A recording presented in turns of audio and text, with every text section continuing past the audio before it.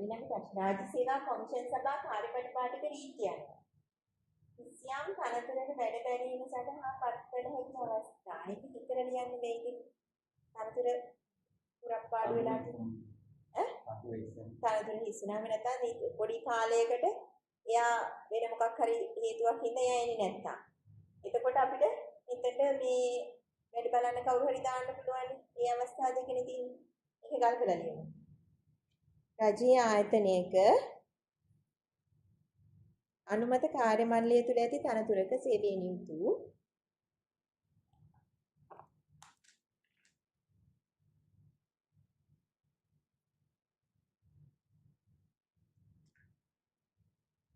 නිත්‍ය නිලධාරියෙකු විධිමත් අනුමැතියක් ලබාගෙන, ඒ කියන්නේ එයා අයින් වෙනා ඉන්නෝනේ විධිමත් අනුමැතියකින් ගිහින් තියෙන කෙනෙක් වෙන්න ඕනේ. කිසියම් කාල සීමාවක්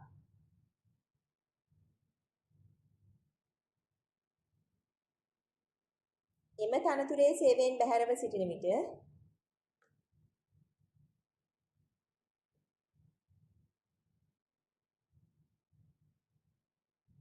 එම තනතුරෙහි රාජකාරී වගකීම් දැරීමටයි කාර්යයට කරන්නයි අපිට දාන්නේ.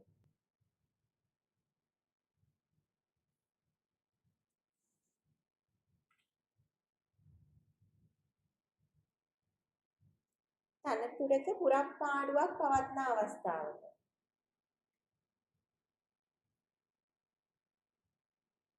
පත්කිරීම් බලධරයා එම තනතුරට ස්ථිර පත්කිරීමක් කරනු ලබන තෙක්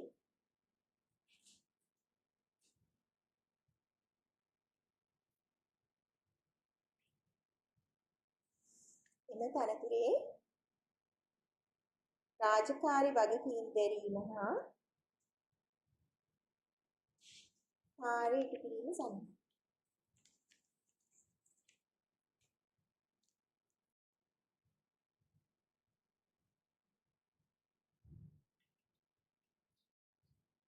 එන්නේ පෙළම ගත්තොත් මේ ප්‍රශ්නෙට හිතුවත් උත්තර ලියන්න බෑද?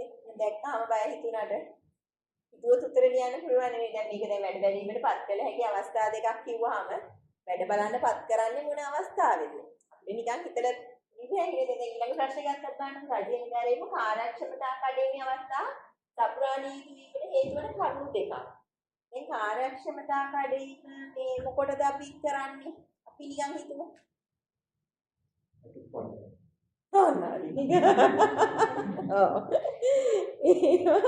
නවත්තනවා ඉන්නේ. නැත්තම් පත්වීම ස්ථිර කරන එක නවත්ත. පත්වීම ස්ථිර කරගන්න. නැත්නම් ඉහළ තනතුරකට උසස් වෙන්න. නේ? ඉතින් ඉවර හරි උත්තර හරි. නිශ්චිත වැටු පියවරක් ඉක්මවා යන්න. ඔය ටික දන්න සිංහලෙන් ලිව්වා නම් ඕන අකුර වෙනවා. ඒකයි තියෙන්නේ. ඔකට බය වෙන්න එපා විභාග වලට. පත්වීම ස්ථිර කරන්න. එතකොට ඉහළ තනතුරට උසස් කරන්න. නිශ්චිත වැටු පියවරක් ඉක්මවා යන්න. ඒ වැටු පාඩකේ කිව්වේ ඒක තමයි.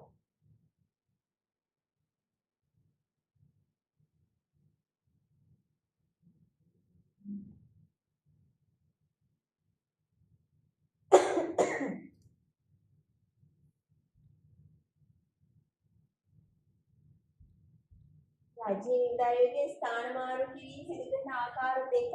ඒ දෙකක් දෙන්නම් කොනේ ඕනතරම්.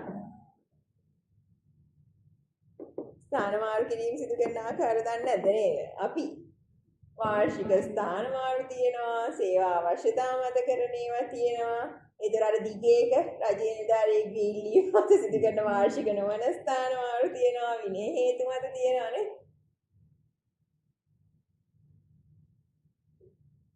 භාග අමාරුයිද නෑ. ඔය ඕකනේ ගන්නේ. මේ ටික ලියාගත්ත හැකිනේ කෙටියෙන් නේද? එතකොට මේ රජයේ විද්‍යාලයේදී සේවා සාධිකයන් දී හැකි අවස්ථා දෙකක්. දැන් එනවනේ කට්ටිය බැංකු වලට සේවා සාධික ගන්න කියලා. හරිද දෙන එක? ඇරෙදි ඒක සේවය සනාථ කිරීමේ ලිපිය කියලා තමයි දෙන්න ඕන. සේවා සහතිකය කියලා දුන්නොත් අපි වැරදි. මොකද සේවා සහතිකය කියන එක දෙන්න පුළුවන් සේවයෙන් ඉවත් වුණොත් විතරයි. දැන් කට්ටිය එනවනේ සේවා සහතික දෙන්න සේවා සහතිකයක් ලබා ගැනීමට සම්පූර්ණ වැරදි. වචනේ වැරදි. සේවා සේවයේ සනාථ කිරීමේ ලිපිය. සේවයේ වැඩ කරනවා කියන ඔයාලා ගහනකොට ගහන්න එපා සේවා සහතිකය කියලා කොයි වෙලාවකද. සනාථ කිරීමේ ලිපිය කියනම දෙන්න මේ මොකද සේවා සහතිකය කියලා දුන්නොත් වැරදි. සේවා සහතිකය දෙන්න එක අපි ඒක ඉලාස් වෙලා යන්න ඕන මේ සේවා සහතිකයක් දෙන්න. එහෙම නැත්නම් මේ විශ්‍රාම ගත එක්කෙනෙක් දෙන්න පුළුවන්. මේ අවස්ථා දෙක විතර. ඔව් බැංකුවේ ඉතින් දන්නේ නැහැ නේ ආයතන සංග්‍රහය. ඉන්න දෙන්නේ එහෙම. සේවයේ සනාථ කිරීමක් ඒගොල්ලෝ ඉල්ලන්නේ ගහන්නේ අර වචනේ. ඔව් ඒක ඇත්ත. එහෙම තමයි එන්නේ. සේවා සහතිකය කියලා. ඒ උත්තර දෙක ලියා ගන්න. විශ්‍රාම ගැනීමෙන් සේවයෙන් ඉවත් වෙලා යන නිලධාරියෙකුට දෙන්න පුළුවන්.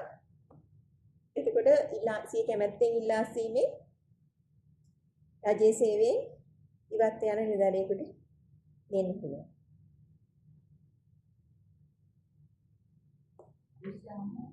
ගැනීමේ විශ්‍රාම ගැනීමෙන් සේවයෙන් ඉවත් වෙන එක්කෙනෙක්ට අපි ඉතින් පෙන්ෂන් ගියා. ඒකට අපිට යාට තව ජොබ් එකකට යන්න ඕනේ කියලා අපෙන් සේවා සහතිකයක් කියලා අපි දෙන්න.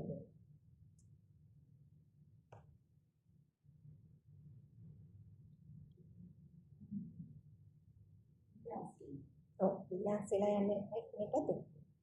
එකයිනේ තියෙන්නේ අයිනේ නේම. මොකද මැරුණොත් දෙල්ලන්නේ නැහැ නේ සේවා සහතික කියන්නේ. මොකද පරලෝකෙට දෙන්නේ.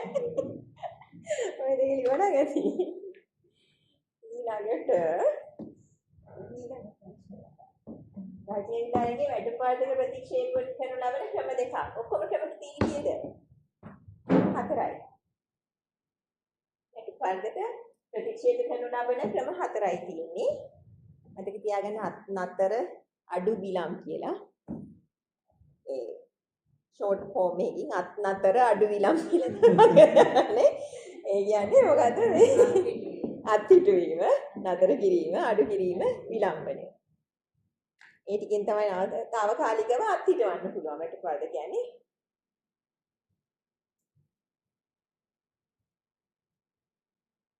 එදින తాවකාලිකව අත්හිටුවයි කියලා එයාට මූල්‍යමය පාඩුවක් තියෙනවද?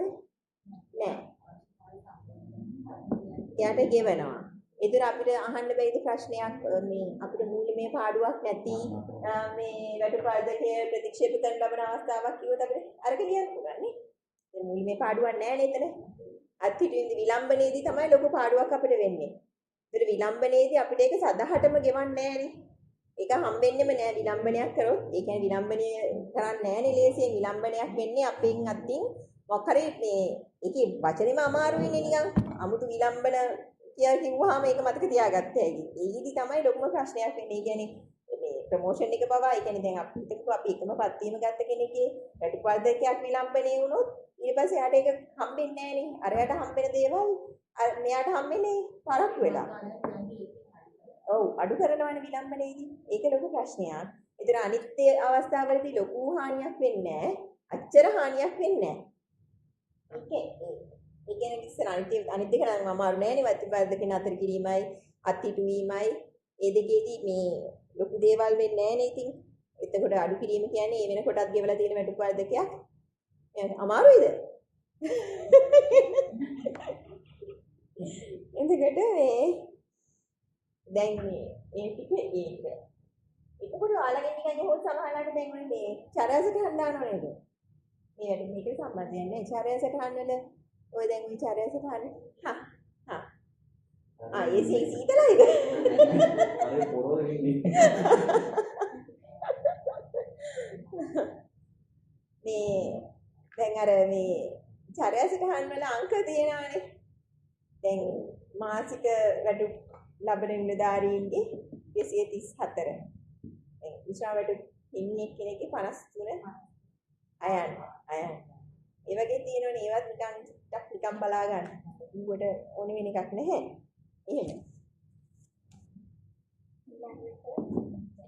සතියේ දින 7ක් වැඩ කිරීමට නියමිතව ඇති නිලධාරියන් සඳහා හිමි.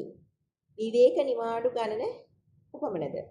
ඒ අපිට මේ දවස් 7ක් වැඩ කරන්න නියමිතව ඔයා ඉන්නෝනේ ඔය නිලධාරීන් ඔය කට්ටිය. ඒ කියන්නේ ඔය කියන්නේ. ඒගොල්ලන්ට 28ක් හිමි. පවුන ඉතින් ඇත්තටම දෙන්න එපා නේද? ඒගොල්ලෝ වැඩිපුර වැඩ කරන හින්දා ඒගොල්ලන්ට 28ක් හිමි.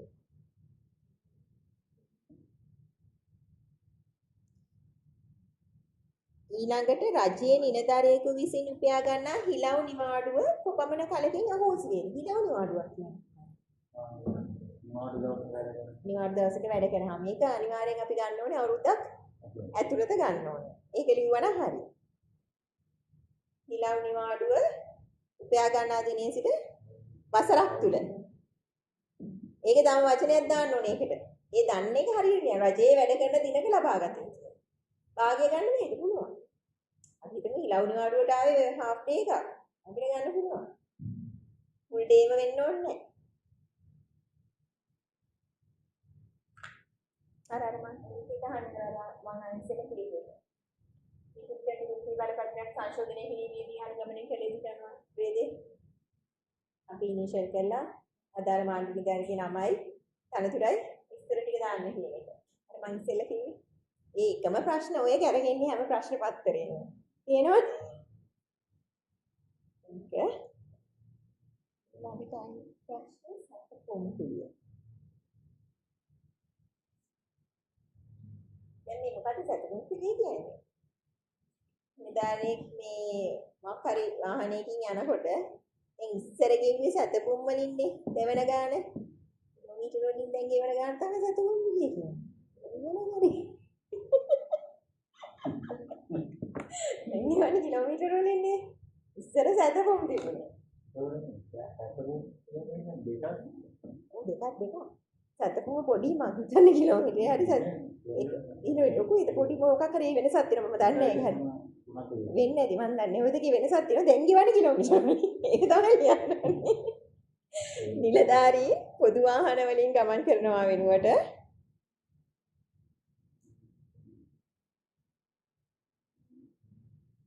පෞද්ගලික වාහනයකින් හෝ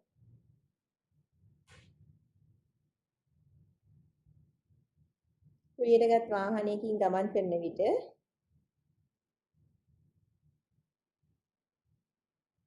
ඒ සඳහා ගෙවන මුදල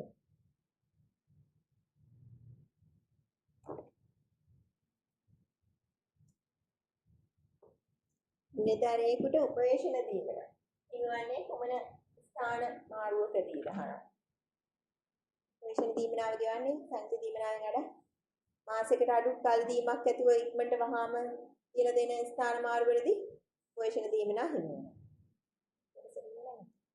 මාසයකට අඩු කල් දීමක් සහිත ස්ථාන මාරුවකදී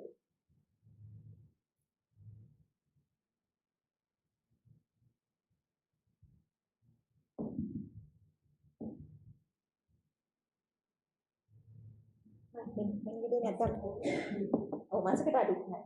නැත්තම් ප්‍රශ්න ටික කරගන්න මේක. ගොඩක් තියෙනවා.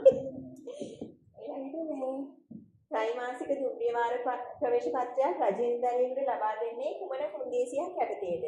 දැන් ඔය මේ මොකද්ද කරන්නේ? තමන් තනතුරෙන් ඉවත් වෙනකොට ඒක බාර දෙන්න ඕනේ නේ. මොකක් හරි හේතුවකින් අපි එකකින් අයින් වෙනවා නම් මේක තියාගෙන අපිට ඒක වෙන කෙනෙක්ට පවරන්න පුළුවන්ද? අපිට ත්‍රිමාසික දුර්ව්‍ය ප්‍රවේශ පත්‍රය අපිත් අරගෙන ආගෙදරින් ෂේපේ යන්න කියලා දෙතයිද? බෑ.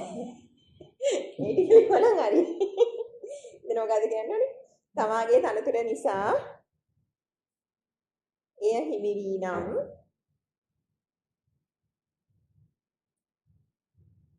එම තනතුරෙන් ඉවත් වන විට හෝ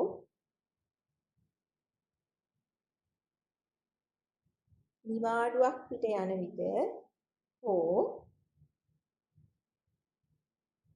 අදාළ කාලය එනම් අවසර පත්‍රයේ දුන් කාලය අවසන් වන විට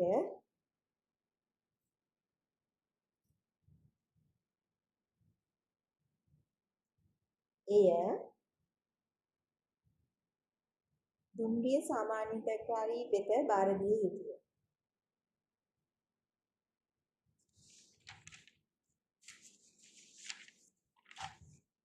එය අන්ලයින්ට පැවරී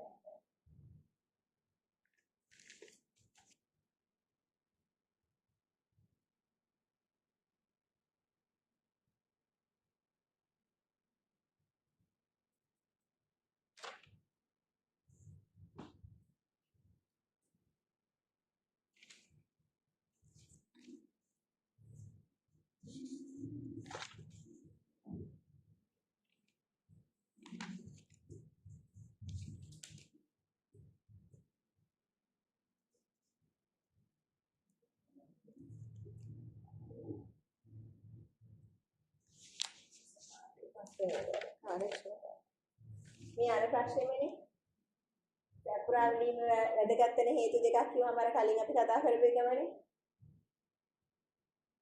අර අපි ඉන්නේ ඒ ටිකනේ.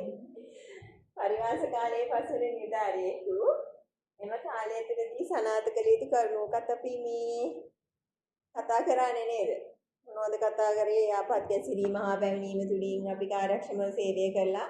අපි හොඳයි කියලා අපි පෙන්වන්න ඕන. ඉතින් අම්මා මට බැන්නට මම හොඳයි කියන්නේ. ඊළඟට පරිවාස කාලයේ ඒක අපි කියාගත්තා ඒකනේ කලින් දිවනේ. පරිවාස කාලයේ පසුවන නිදාරීම සම්බන්ධයෙන් පත්වීම් බලදරේ වගකීම් දෙකක්. දැන් මොකද්ද පත්වීම් බලදරයකින් වගේ තියෙන්නේ? නිකන් අපි නිකන් හිතලා බැලුවොත් අපි ගෙදර හරි අම්මා නම් අපි ගෙදර ළමයා අපි කොහොමද මෙහෙවන්න ඕනේ නේ? අපි යාට මොනවද අවශ්‍ය? අපි යාට උගන්වන්න කියන්නේ මොකක් හරි දෙයක් අපිට උගන්වන්න. මොනවද ඕනේ අපි කරන්න ඕනේ මොනවද එයා වෙනුවෙන්? අපි යාට අවශ්‍ය පහසුකම් සැලසලා දෙන්න ඕනේ. අපි යාට උගන්වන්න ඕනේ. අපි යාට අවශ්‍ය මඟ පෙන්වීම කරන්න ඕනේ නේ. අත්‍යන්තර ආයතන ප්‍රදානිය එතකොට මේ වගේ තත්ත්වයකට මෙතන ඇවිල්ලා තියෙන්නේ. එයා එතකොට ඒ දේවල් කරලා අරයව ට්‍රේන් කරන්න ඕනේ අදාළ විදිහට අපිට අවශ්‍ය විදිහට නේ. අන්න ඒ ටික ගලපලා ලිව්වා නම් ඇති වෙනවා. ඊළඟ මේ ප්‍රශ්න දිහා බලන්න ඕනේ ප්‍රශ්නයක් දිහා අපි නිකන් මේ ප්‍රශ්නෙට කිවිදිලා බැලුවොත් අපිට මේකට උත්තරේ එන්නේ නැද්ද? එනවනේ. ඒක එහෙම ලියාගත්තේ ඇයි? ඒක ලියනවද? ඔහුට අයත් වැඩ කටයුතු ඉගෙන ගැනීමට ඉඩ සැලසීම.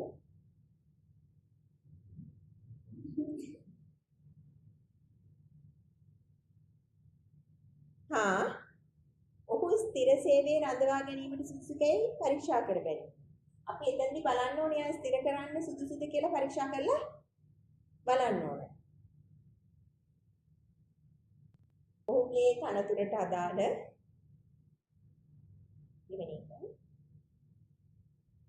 තනතුරට අදාළ රාජකාරී කටයුතු හා වගකීම්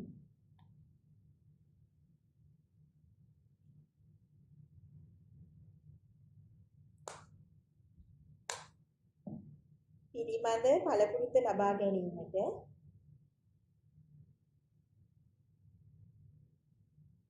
සෑම පහසුකමක්ම සැලසී.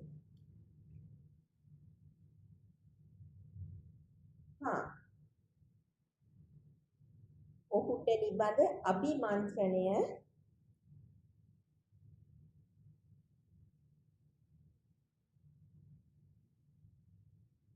සානුකම්පිත නිරීක්ෂණය හා මඟ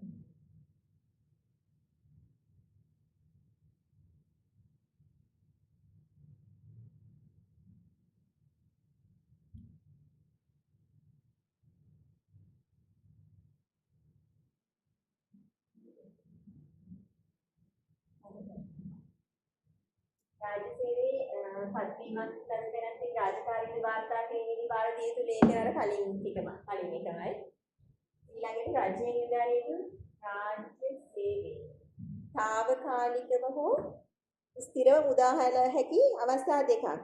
අවස්ථා දෙකකට වැඩි තියෙනවනේ පළාත් රාජ්‍ය සේවයට පුළුවන්, ජනාධිපති කාර්යාලයේ තනතුරකට පුළුවන්, උඩට පාර්ලිමේන්තුවේ කාර්ය මණ්ඩලයේ තනතුරකට පුළුවන්, ස්වේච්ඡා බල සේවනාත්මක සේවයට පුළුවන්. ඒ මේව කියලා තියෙනවා. මේ යන්න පුළුවන්. උත්ති සමිතිය ඒක කරන්නේ මෙතන උත්ති සමිතියේ ස්ථිරව මුදා හරිනවා. ඒක දෙන්නේ පොඩි කාලෙත් ඒක වැඩි අතන සඳහන් කරලා තියෙනේම කිව්වහම හරිනේ. අර පැටවලට රීති වෙන නේද? ඒක පළාත් රාජ්‍ය සේවයට පුළුවන් උදාහරණ. උදාහරණනේ උදාම හරිනවනේ. මේ සම්පූර්ණ කරන්නේ නිකම්ම පොඩි කාලෙකට නිදහස් කරන එකක් නෙමෙයිද? තනතුරට මේක දෙන්නේ පොඩි කාල සීමාවකට. දැන් මේක උදාහරණවමනේ. යන්න මෙයවනවනේ. පළාත් රාජ්‍ය සේවයට ජනාධිපති කාර්යාලයේ තනතුරකට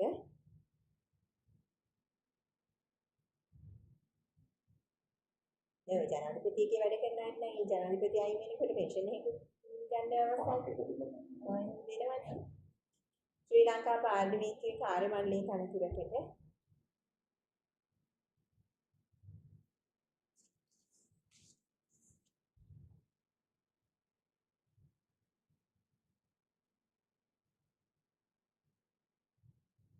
ස්වේච්ඡා බල සේනාංක සීලිය.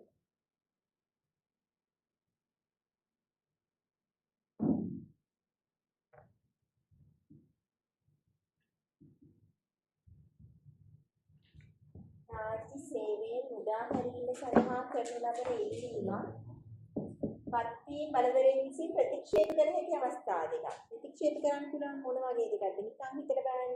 අපි දැන් ඉන්නවා ඔයාලා හිතන්නකෝ. ඔයාලට යන්න දෙන්නේ නැහැ. රාජ්‍ය සේවයෙන් දාන්නේ. ඇයි? ඔයාලා ඔකට ස්පෙෂලි කාලයක් තිස්සේ වැඩ කරනකොට මේ විශේෂ ප්‍රාගුණ්‍යයක් වගේ වෙලා තියෙනකොට ස්පෙෂලි ට්‍රේන් කරලා තියෙනවා. නැත්තම් ගිවිසුමකට බැඳිලා තියෙනවා. හරි මම එතනක ඔයා ට්‍රේනින් එකක් දුන්නා මොකක් හරි එහෙකට. ඉතින් ඔයාලේ ට්‍රේනින් එක දෙනකොට ඔයාව මේ කියනවා ඔයා මේ සබ්ජෙක්ට් එක මොකක් හරි ප්‍රෝග්‍රෑම් එකක් අලුතින් මේකට ඉන්ට්‍රොඩියුස් කරලා ඔන්න ඕක ඔයාට මේ අනිවාර්යයෙන්ම ඔයා මේකට යනවා නම් ඔයා මෙච්චර කාලයක් මෙහි වැඩ කරන්න ඕනෙමයි. ඔයාට ඉතින් ඊට පස්සේ බැඳ යකා බැඳගත්තා වගේ තමයි ඉතින් ගිහින් ඉවරයි. ඒ වගේ. අන්න ඒ වගේ තියෙනවා. එතකොට ඒක අපිට ඒ ටික හිතලා අපිට නිකන් මේ වගේ අවස්ථාවක් කියලා හිතලා මේකට උත්තර ලියන්න පුළුවන් එතකොට. කොහොමද? එක්ක බැඳුම් කරේකට යටත් වෙලා තියෙනකොට නේ. එක්ක ගිවිසුමකට. නැත්නම් විශේෂයි ඔව් නෑ බෑ. විනය ප්‍රශ්නයක් තියෙනවා නම් ඒත් නෑ යවන්නෙත් නෑ. ඔව් ඒත් යවන්නේ. විනය ප්‍රශ්නයක් තියෙනවා නම් ඒකට ගොඩක්ම බලපානවනේ. ඒක කොහොමද යවන්නේ? ඒ ටික ලියද හැකියි. ඒතර එම තනතුරේ සේවයට නිලධරයා බැඳුම් කරේකට යටත් සිටින්නට.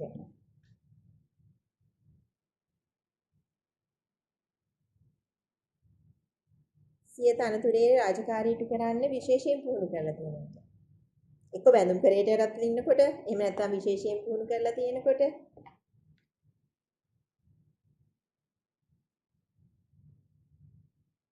එතකොට ඔහු මුදා හැරියොත් මුළු දෙපාර්තමේන්තුවේම වැඩ කටයුතු අඩාල වෙයි නා කියලා හිතෙනවා නම් යවන්නේ ඒකත් ලියත හැකි. විශේෂයෙන් පුහුණු කරලා තියෙනකොට යවන්නෙත් නෑ. බැඳුම් කරේකට යටත් වෙලා තියෙනකොටත් යවන්නේ. එහෙම නැත්නම් දෙපාර්තමේන්තුවම කඩාවැටෙයි කියලා නිකන් ප්‍රධානියට හිතනවා නම් යවන්නෙත් නෑ. බය වෙන්න එපා. කොහොම හරි ලියුම් ගගා දික් කරලා තියා ගන්නවා. එහෙමයි.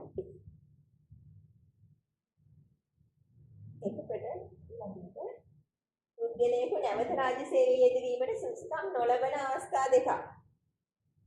නැවත රාජ්‍ය සේවයේ යෙදවනවා කියන්නේ දැන් ඒ කියන්නේ රාජ්‍ය සේවයේ හිටිය කෙනෙක් මොකක් හරි හේතුකින් අයින් වෙලා නැවත රාජ්‍ය සේවයට එන්න ඉල්ලනවා. මොකද්ද?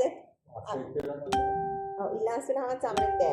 නැත්තම් මේ අපි විශ්‍රාම ගන්නුවාම සාමාන්‍ය කාර්යක්ෂමතාවය මත නැත්නම් විනය හේතු මත විශ්‍රාම ගන්නුවාම ඉදිරි දෙන්න බෑනේ.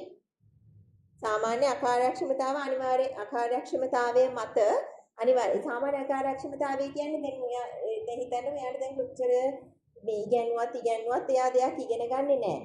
එයා ඉගෙන ගන්න නැහැ මේ එතකොට මේ එයාට පේෂන් එකක් ළඟයි.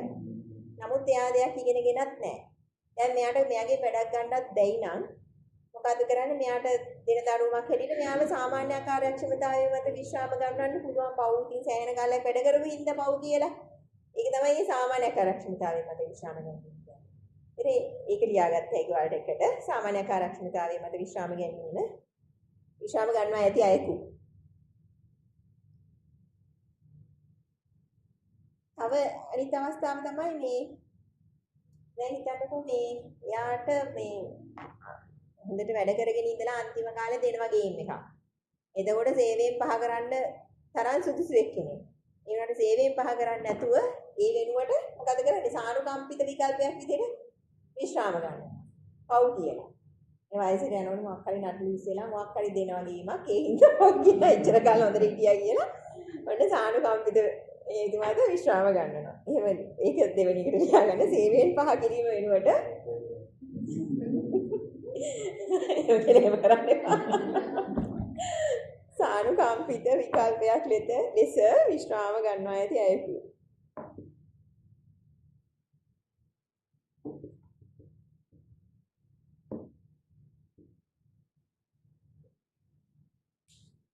විනය හේතු මත විශ්‍රාම ගන්නවා හෝ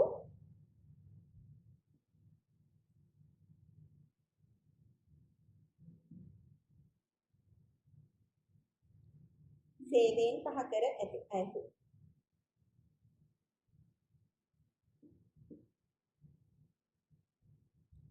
අන්තික තනතුර අතහැර ගියා ඒක. ඔය තනතුර අතහැර ගියොත් ආයෙත් දෙන්න බෑ කියලා ඔගේ තිබුණාට ඉතින් සාමාන්‍යයෙන් එහෙම තියෙනවා ඉතින්. පිටද සමහරලාට ඒවා කරනවා. ඊළඟට රාජ්‍ය සේවයෙන් ඉල්ලා අස්වීම නිලධාරියෙකුගේ ඉල්ලීම් ලිපියක් ලද විගස දෙපාර්තමේන්තු ප්‍රධානියෙකු විසින් වහාම निराකරණය කරගත යුතු කරුණු මොනවද කියලා අහන්නේ. ඔව් ඒක වැදගත්. ණය වැදගත්. තව විනය ප්‍රශ්න තියෙනවද කියලා බලන්න ඕනේ. ණය බලන්න ඕනේ. ඊළඟට මේ මොකක් හරි එයාගේ බාරේ රජයේ මොන හරි දේපල තියෙනවද කියලා බලන්න ඕනේ. ඒක බලන්න ඕනේ. රජයේට මොන හරි මේ අධිකරණ ක්‍රියාමාර්ගයකට එයා මේ වෙලා තියෙනවද කියලා බලන්න ඕනේ. ඒ ටික බැලුවා නම් ඇති. ආයි නේද? ඒ ටික විතර ලියතයි. ඉතින් ඔයාලා දන්නවනේ බලාගෙන ගියාම ඔයාලා ලියාගත්තේ ඇයි ප්‍රශ්න පත්‍රයක් ආවොත්. අන්තරිය ගන්න බැයිද අම්මෝ? ගත්තේ හැකි බය වෙන්නේ මම ගත්තේ. නෑ ඔයාලට දැනව තියෙනවා ගත්තේ හැකි. නෑ මේ සීරගෙන අමුතු නෑ ඔය ටිකම තමයි එන්නේ කාර්යපට පාඩික රීති. ඒ ටික ඉන්නේ. ලේසි බය වෙන්න පළේසි. ඒකකට අරක ලියන විනය ක්‍රියාමාර්ගයක් එම නිලධාරියට විරුද්ධව කිසිදු විනය ක්‍රියාමාර්ගයක් ආරම්භ කර නැති බව හෝ එවැනි දෙයක් ආරම්භ කිරීමට අපේක්ෂා නොකරන බව. ඒ කියන්නේ ආරම්භ කළත් නැහැ, කරන්න හිතන්නේත් නැහැ කියලා කියන්න ඕනේ. ඊළඟට නිශ්චිත කාලයක් සේවයට බැඳුම් කරයක් නැමැති බව. අක්කාරි වැඩ කර ඉන්න ඕනේ එපා වෙලා ගියන ඔන්න අයින් වෙන්න කියලා ගියාට බැඳුම් කරයක් තිබුණොත් උන්දට ඉන්න වෙනනේ. ඔහුගෙන් රජයට මුදලක් අය වීමට නොමැති බව. එම නිලධාරියා බාරේ රජයේ සතු කිසිදු දේපලක් නැති බව. ඊළඟට සිවිල් හෝ අපරාධ අධිකරණයේ ක්‍රියාමාර්ගයක් ඔහුට විරුද්ධව අරගෙන නැති බව. ස්ථාන මාරු කිරීමෙන් අපේක්ෂිත අරමුණු දෙකක්. එක නෙමෙයි වෙන තරම් තියෙනවානේ නිලධාරියාගේ ප්‍රශ්න වලට උත්තර දෙන්න. ආයතනයක පුරප්පාඩුවක් පුරවන්න. ඒතර ලියන්න බැයිද? අනියන් කියන්නේ හිතෙන්නේ ඒ ලිව්වේ. තව කියන්න පුළුවන් විනය නියෝගයක් ක්‍රියාත්මක කරන්න පුළුවන්. ඒ වගේ දේවල් කල්පනා කරොත් එන්නේ නැද්ද? යා රිලැක්ස් එකේ මේක මහ දෙයක් නෙමෙයි කියලා නිකන් පේපර් එක ආව ගමන් ඒක දිහා බලලා නිකන් හිතුවොත් එන්නේ නැද්ද ගලාගෙන එනවා.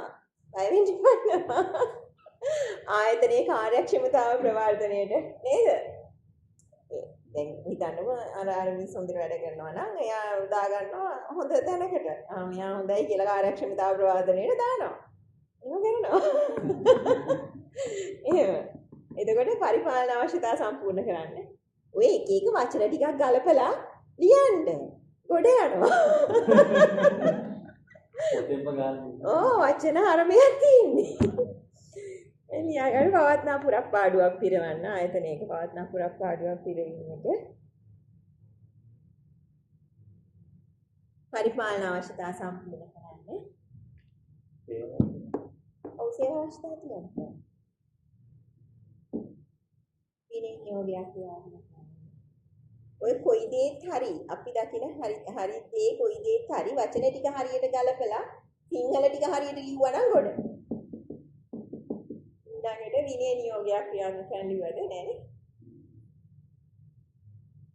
තව ඉතින් අපේ පෞද්ගලික දුෂ්කරතාව වලට සහන දෙන්න. අනේ අපිට ගේ ළඟට දෙන්න කිව්වා.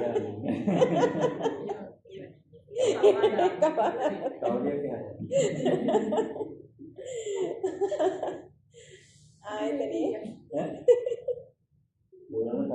ලියන්න ඉතින් ඇදලා ලියන්න ඒක වගේ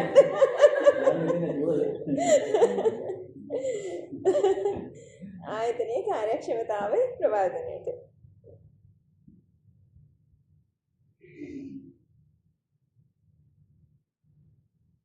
ඉතින් අනිත් එක කොහොමද ගන්නව නේද? වාර්ෂික ස්ථාන මාරු කමිටුවක විෂය පදයට ඇතුළත් නොවන අවස්ථා කිව්වහම වාර්ෂික ස්ථාන මාරු ඔය කමිටුව අත දාන්නේ නැහැනේ අභ්‍යන්තර දැන් අපි හිතමුකෝ මේ අභ්‍යන්තර ස්ථාන මාරු වලට අත දාන්නේ නැහැ.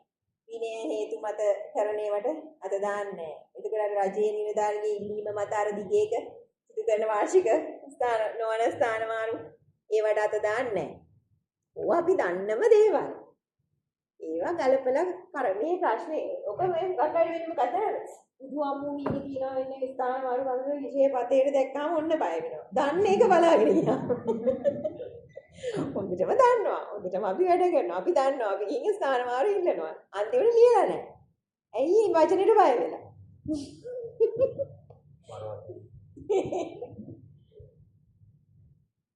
දෙවන කොටස ඊළඟට තියෙන එතකම් මම ඔයාලට දැන් නිකන් ප්‍රශ්න ටිකකුත් දෙන්න දෙයක පටන් ගන්න කලින් මේ නිකන් මම ප්‍රශ්න ටිකක් හදාගත්තා නිකන් පොඩි ටිකක් මේ නිකන් ඊ කියලා නිකන් පොඩි ප්‍රශ්න වලට ආවොත් කියලා පේපර් එකෙන් යන්නේ මට හම්බෙන්නේ නැහැ හම්බෙනවා නම්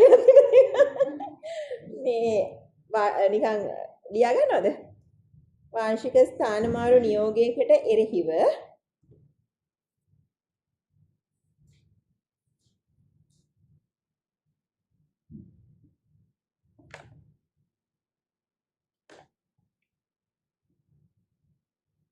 රාජ්‍ය සේවා කොමිෂන් සභාව වෙත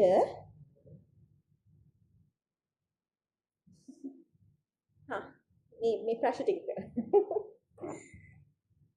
හරි thank you අභ්‍යාචනා කළ යුත්තේ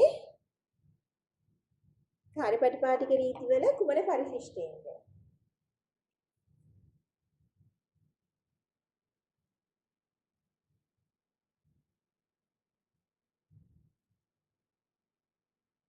දාසේ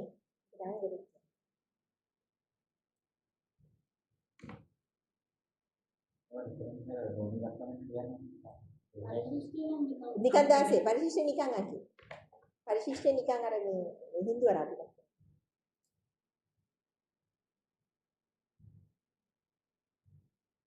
මාස් වාර්ෂික ස්ථාන මාරු සම්බන්ධව දෙවෙනි ප්‍රශ්නේ රාජ්‍ය සේවා කොමිෂන් 16 කොට කියලා ලියන්නේ අභ්‍යාචනා කළ යුත්තේ කුමන දිනට පෙරද කුමන ඒ කියන්නේ වාර්ෂික ස්ථාන මාරු සම්බන්ධයෙන් රාජ්‍ය සේවා කොමිෂමට අභ්‍යාචනා කරන්නේ මොන දවසට කලින්ද කියලා නොවැම්බර් 15ට කලින් මේව නිකන් දින ඔය ඉතින් මතක හිටින්නේ නැහැ දෙයියනේ නේද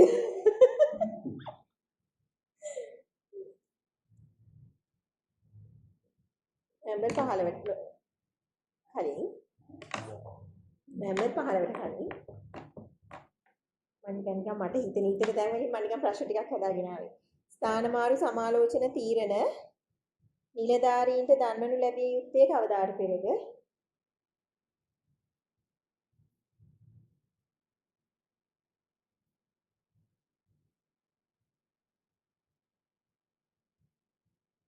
නොවැම්බර් 1ට කලින්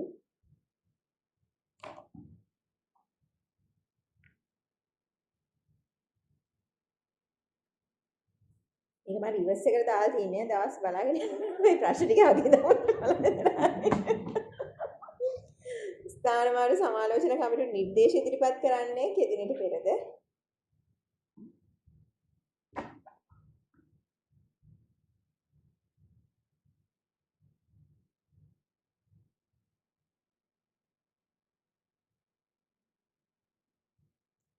නොවැම්බර් 15ට කලින්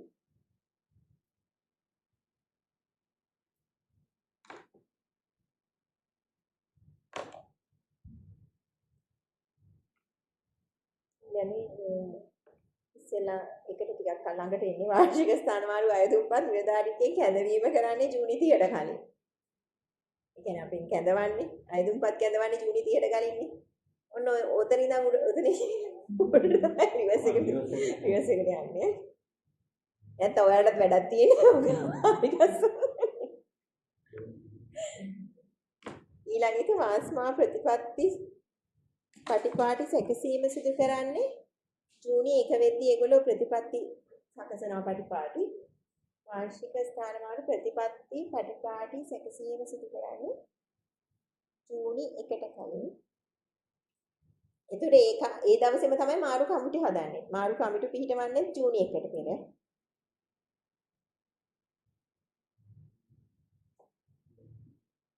ඒකට.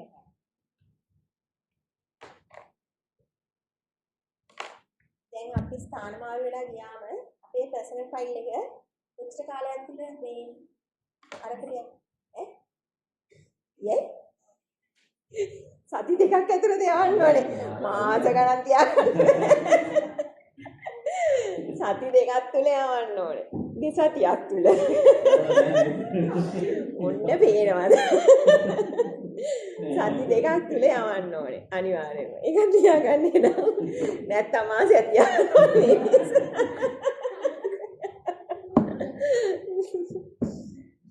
නිලධාරියෝ ස්ථාන මාර්ගී කොපමණ කලක් තුල යාවත් කාලීන කරන ලද පෞද්ගලික ලිපිගොනුව නව ආයතනයේ යවිය යුතුද දෙසතියක් තුල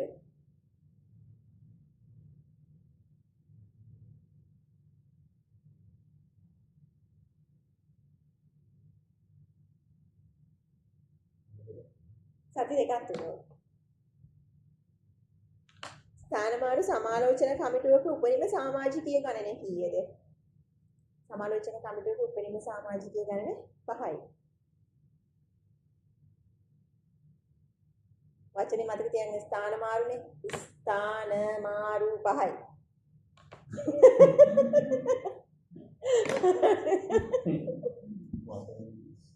අජනේ අකුරු ගන්නට තමයි සමාජිකයෝ ඉන්නේ. හරිද? ඊළඟට වාස්මා කමිටුවක වෘත්තීය සමිති සමාජිකයෙකු නම් කිරීමට කියන්නේ කමිටුව වලට යනවනේ වෘත්තීය සමිති සමාජිකයෝ නම් කරන්න මුළු නිලධාරියන්ගෙන් කොපමණ ප්‍රතිශතයක් සංගමයේ සමාජික විදිහට ඉන්න ඕනේද අහනවා. 50%. නෑ 15%කට වැඩි වෙනවා. මුළු නිලධාරි සංගමයේ 15%කට වැඩි තියෙනවනේ. එතකොට මේ අවුලක් නෑ.